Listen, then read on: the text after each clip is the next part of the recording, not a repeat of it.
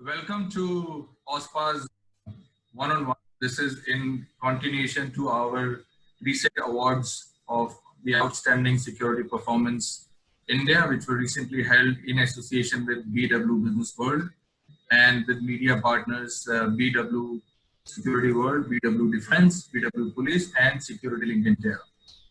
So we had a couple of panel discussions during that award ceremony, and they were very interesting.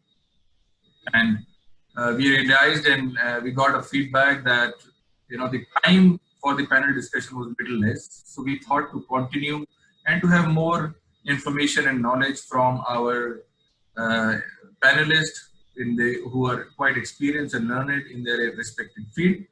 So we are doing this series of one-on-one. It's a 30-minute show, and we'll have more of a discussion from each panelist that we had in the OSPA's award ceremony. So today we have Mr. Pushkar Gokhale, who is the Vice President and Head B2B Godrej. So Pushkar, welcome. So we had a very interesting panel discussion, Pushkar, during the OSPA's awards last month. And as I said earlier, that we could not have enough time to understand and learn more from your experience and your thoughts. So, what are your opening remarks on the situation currently and the theme that we had on the panel discussion, best practices during COVID-19 and some of the case studies? Over to you, Pushkar. Yeah, so I have been for the last 3 to 4 months. We've actually been working closely with a lot of corporates, to adopt. We are actually helping them to adopt best practices, in terms of making their premises, their organizations, their workplace COVID compliant. So that's the word, which we're working on, and that's the key focus area. So best practices which they can adopt to ensure that, they give that kind of comfort and security feeling to their employees, to all the stakeholders. In fact, one thing which we are actually, if you look at from the Indian context, is that there are joint families, and there are old parents with in the families, and there is a growing concern right now as the unlocking is happening, that there are people who are not essentially working from home, who are actually supposed to go to their workplaces. And one of the things which they themselves are worried about is that they should not be carriers, when they come back from their workplace. They should not be the carriers of the virus, because they may have the immunity, but probably their old parents who are there, they may not. So that is a big worry which they have. And of course, their families are also equally worried, or maybe more worried, that, my husband is going for work, I don't know what's going to happen to him, in the workplace, how is, he's going to be treated there, whether there'll be people who will be carrying this particular virus, will be, he'll come into contact with them. So there are a lot of things which are actually going on in the minds of the people. And that is something which, one needs to really keep at the back of our mind when we are designing solutions for these workplaces. Well said, Pushkar. I think that's a very fantastic opening statement, and you have actually touched upon a subject which is a bit of concern for every family. And I fall in the same category, by the way.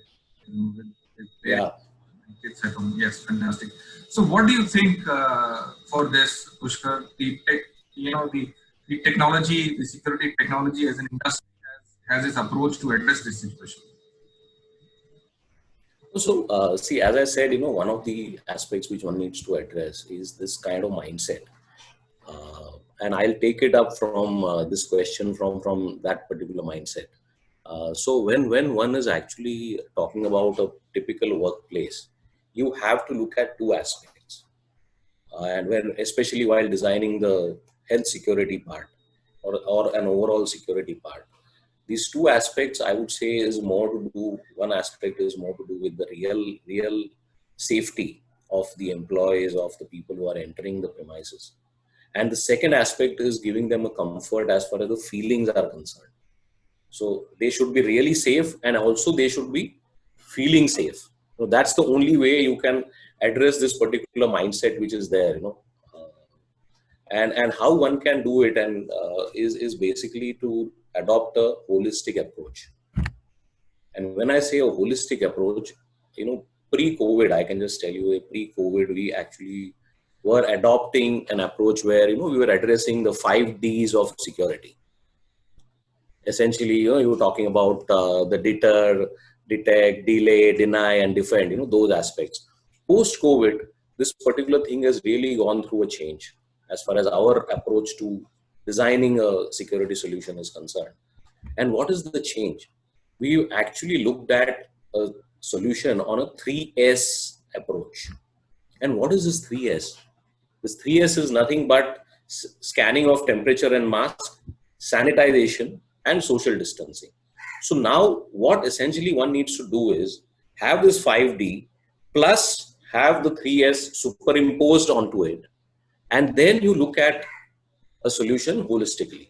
So I can just give you a quick example, say you always had this particular flap barrier. So I start from the entry of the premises. So you had these flap barriers. So what, we are now working on, is there a solution I can integrate with this particular flap barrier? We only did a job of authorized access in the erstwhile. Now today what we are looking at is that we have integrated smart systems into this particular flap barrier. So I have a temperature scanner in that. I have a sanitizer dispenser which is built into the flap barrier. So unless the temperature is under the threshold, unless the person actually uses the sanitizer of the sanitizing equipment, he will not be permitted, although he may be an authorized person to enter that particular premises. But if he is not having the threshold, the temperature below the threshold, if he is not done his sanitization, he will not be permitted inside. So these are the kind of things, one is looking at. A very, very simple example, if at all I have to give you, is a door frame metal detector. You are seeing this at every premises. So while erstwhile, the door frame metal detector used to check for any suspicious metallic object, today what we are doing is we are actually incorporating a temperature sensor into it. So that, if at all there is a person who's having a temperature above the threshold, he will be detected, there will be an alert given. So it's like, a combination of these two things. One is the security aspect in the erstwhile and today's requirement. So we are actually superimposing these two things to give a complete solution to the premises or to the workplaces. Well said. One more thing also, I want to stress here is one basic thing which one is losing sight of, is the temperature guns, which is being held at you at every premises you go. Even if you in the morning you would have come to your office, you would have gone through this particular temperature check. But I have seen that there is no calibration of these guns which are there. B, and that is one of the most important aspects, is the distance between the body and the gun. And that is playing a very, very crucial role. In fact, I have been checking, I have this habit, and every time I go to any premises, I ask them, what is the temperature? Just show me what is the temperature you sense. It has been varying from 88 degrees Fahrenheit to 98 degrees. And what is our body temperature is 98. So, this is the first thing at a premises I am seeing is actually just more like an eye wash. And see, nothing to blame these people, because they really don't understand. The logic behind it is very simple. That if I have a long distance between the body and the gun, what will happen is essentially there is air in between. And the ambient, so early in the morning, the temperature is lower, you will have that particular effect playing out. In the afternoons, while the ambient goes up, as the distance starts increasing, you will have that particular air playing a vital role in terms of determining what is the reading on the scanner. Basic things. But, this is something, so we have to start right from the entry of the premises. And then as you go in, then you have all these other measures which are implemented. Wonderful. So two things I understand from this point, Pushkar. One is that the new law enforcement products, which were earlier only used to be the HHMD or handheld, the metal detector, door frame metal detector, are now incorporated with the scanning, and the access control is based on the new healthcare scanning for COVID-19, and that is what going to happen. That is going to be the new trend now. But I also hear you saying that use of this technology and use of this equipment and how to use them, the knowledge about using them is equally essential, because it can also give you false results, and that can convert into a panic or a unpleasant situation. Okay, so I also hear you saying that the people who are using these equipment should need to be more trained and needs to be more aware. So you, representing the security technology side of protection, what do you advise to the people who are using it, or if I have to say, to the manned guarding or the security guards or the protection professionals, physical security professionals? What do you think? How they should be using these equipment? What to take care of? So one of the key aspects, one can't again lose sight of, is the training part. In fact, I still remember, erstwhile we used to have these safety box meetings, in the morning. And one needs to look at these kind of meetings coming back, but focusing on the health security part or the health safety part.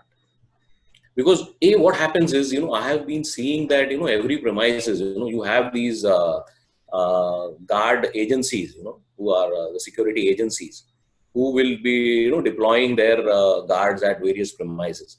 And we are seeing that, they are changing, the guards are changing as per the shifts. The guards are changing. Some guys are, on a holiday, some go back to their hometowns. And there is a lot of reshuffling which is happening and a churn which is happening. So these kind of meetings, it could be a 5-minute meeting in the morning, but you need to sensitize every day these guards about the health security part. Tell them what is the threshold, tell them how to use these basic guns. This is the basic thing of allowing a person inside. So one thing is the toolbox meeting or the safety box meeting, which one needs to really conduct every day. The supervisor has to ensure that their guards are there, and they are given that particular brainwash, which is done every day of these guys, to tell them that how important is their role.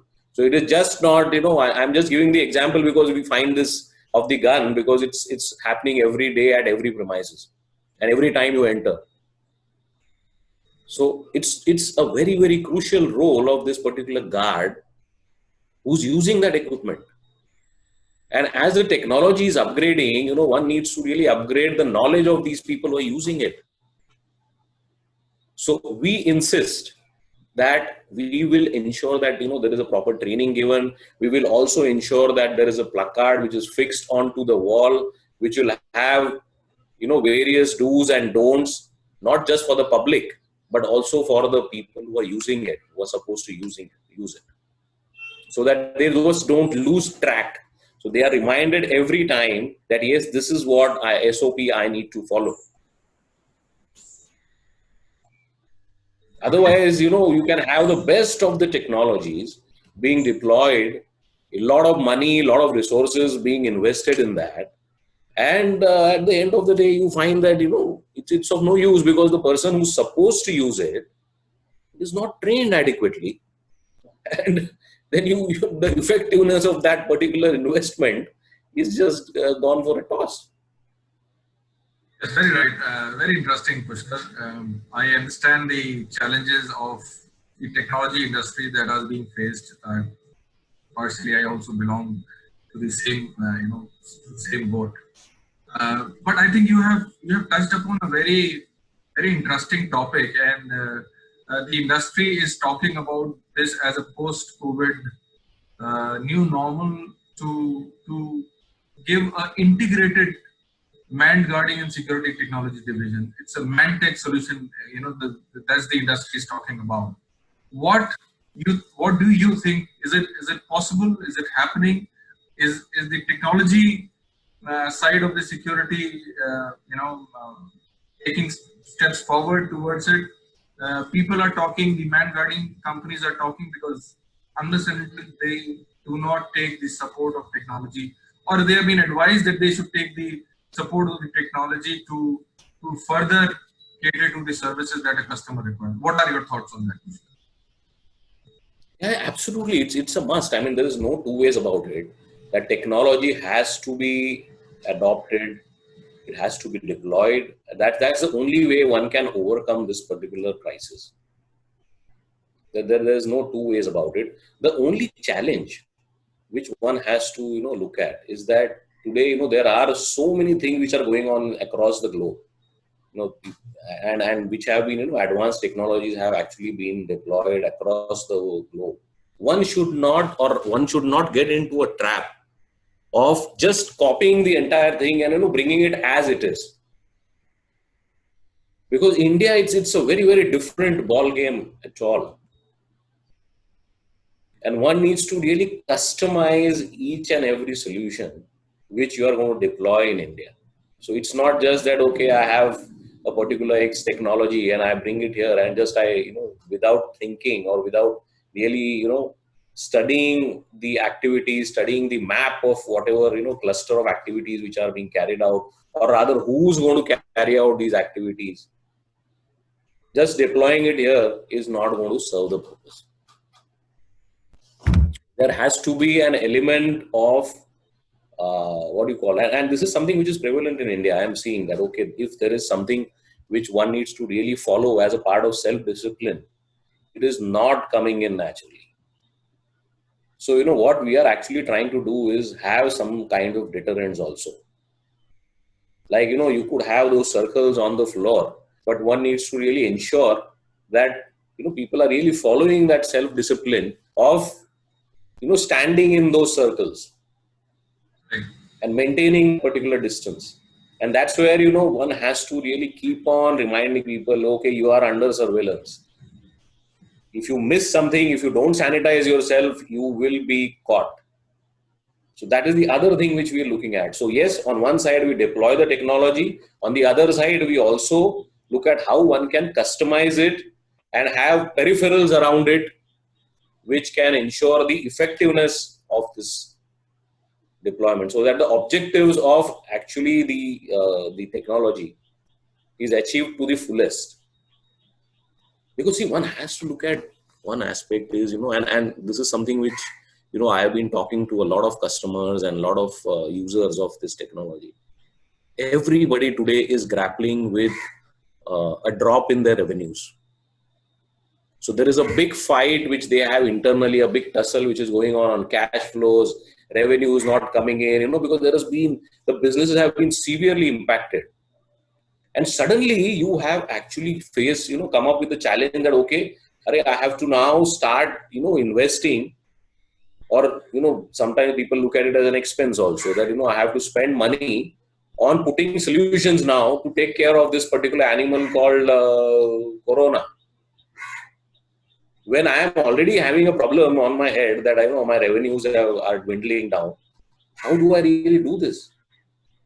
So, the companies or corporates are actually caught up in between these two aspects. At one side, they have drop in the revenue. The other side, their investment capex has to go up. Otherwise, they will have a problem which they will, have more cases or, increase in spread. People will not be comfortable working. So this is the other challenge. And, that's where, it is the role of the security or solution providers to see to it that, you give solutions which are customized, which are cost effective. So what we have also done is, we have come up with some home developed kind of technologies. Like we have actually launched a very, very cost effective solution, but which is having 100% accuracy. We have a know your temperature kit, which we launched. wherein it gives accuracy. It is also a very cost-effective solution, which can beat any other technology, or rather the solution which can beat any other technology as far as the performance is concerned, but at a very lower cost. Very interesting. This is I was this actually was my next question to you. That you being one of the old Make in India company, and how are you promoting it? Pushkar, I think we are running out of time, so I want to ask you one last question before you give your closing remarks, which is that you said that you have developed your own kit, and I'm happy about this Atmanirbhar Bharat promotion that you're doing, vocal for local. What is it that you're offering to the security industry? What is it that you are coming forth? And since it's a global platform, that's the objective of OSPAS, that what Indian security industry is doing should be seen and appreciated across the globe. So as an organization, what is it that you have to offer for the security industry in India? So if at all, it is for the international security providers or solution providers, one thing which I can tell them about the market side is that India is a market which is going to grow at a tremendous pace as far as security solutions are concerned. There is absolutely no two ways about it. There is a growing need, not just for health security, but overall security. So as a market, definitely there is a huge amount of growth. So if they are looking at the Indian market, they should certainly look at it. But there is one caveat to it, is that they should look at solutions which are customized to the Indian environment. And if they can do that, I don't think that there's any two ways about, or rather two thoughts about the kind of success which they will achieve in the Indian market. So it's about customized solutions offered to the Indian market, and for that there is a need to really map and understand. So there is a lot of customer research which we keep doing, and this is something which I can advise or suggest to the security solution providers, that conduct a lot of customer research, work closely with them, and this is something which we believe in. A lot of customer insights, minutest things which we are trying to gather, which actually helps us to devise and customize solutions for the Indian clientele. So that's something we believe in. And, okay, I'll ask you more more straightforward and more say, what you as an organization have to offer when we talk about the Mantech solution, the integration of man guarding and security technology. What you as an organization have to offer to the man guarding industry in India? So one of the things is, we want to really look at is creating awareness. So if there are platforms, and we are doing it very consciously. There are a number of webinars, number of platforms where myself, my team members are actually being a part of that, and we create that particular awareness about security and about do's and don'ts that needs to be done. So we are open, and we can actually offer that kind of training programs. We can offer guidance to these man guarding agencies. So that is one consultative effort which we can do.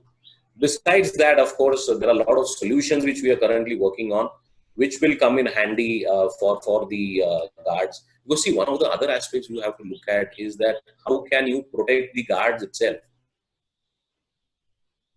Because when they are actually doing these checks, that if I am checking, a guard is checking an ID card, he's checking the temperature, he comes very close to the people who are entering the premises. So one of the things which I want to share with these agencies is that please take care of these aspects. And in fact, we have developed very very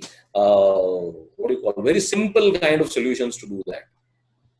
Like, if one has to do an ID card check, the guard need not come closer to him, to the person. He can just we are having a camera, a very simple basic camera, and a person entering just displays his ID card on the camera, and this guard can actually check it at a remotely at a distance, check it on the screen. I mean, these are the kind of things, which one needs to really look at, because it's very important that you safeguard the health of the guards themselves. Because if it starts spreading, it'll spread amongst the guards, and it will also start spreading to the people who are entering it without they realizing. Okay, thank you. So, Pushkar, your closing comments. What are the 3 things that you want people to take care of during COVID-19 and beyond? As your comment, please. Yeah, so for any premises, I would say that they should look at the particular expense. Don't look at whatever technologies you are adopting or whatever solutions you are adopting. Don't look at it as an expense. Look at it as an investment. Look at it as an enabler, because that is something which is going to help you in terms of giving that comfort to your own people, your own extended families, and all the stakeholders. The second thing is, whenever you're deploying these kind of technologies, don't do a job which is like an eyewash. Do it with clear, sincerity, that yes, whatever we are deploying is going to give you the results, or the objectives are being met. Just don't do it for the sake of doing it, or just for the sake of having a compliance being met, because that should not be the objective of deploying technologies. And last but not the least would be in terms of looking at 2 aspects, as I said, and this is something which I am insisting, and at the cost of repetition, is that one is the reality one needs to address, and the second is the feeling of the employees who are getting in. Both needs to be addressed. And as the unlocking is started, now we are in unlocking 4, the gravity of the particular spread is going to only rise. So do whatever actions you're going to take, please take it fast. The speed of deployment is a must, because otherwise you will be caught unaware. Thank you so much. Thank you so much, Pushkar, with those with these insights. And I think I am quite learned after this introduction, and I hope all the viewers would also be very happy to learn what you said. And I think we will also, as the Outstanding Performance Award at this platform, and also at the BW Business World platform, as well as Security Link India, we would request all the viewers and audience to write back to us. And on your behalf, I'm committing, if there are questions, if there are queries, they will reach you, and you will try to reply them as soon as possible. It will be a pleasure to reply, and let me thank Business World and OSPAS for giving me this particular opportunity and giving me a platform to share our views with the audience at large. And feel free to ask any queries. We are there to answer it. Thank you so much, Pushkar. Thank you so much. Thank you very much, and namaste. Namaskar. Thank you so much. Thank you.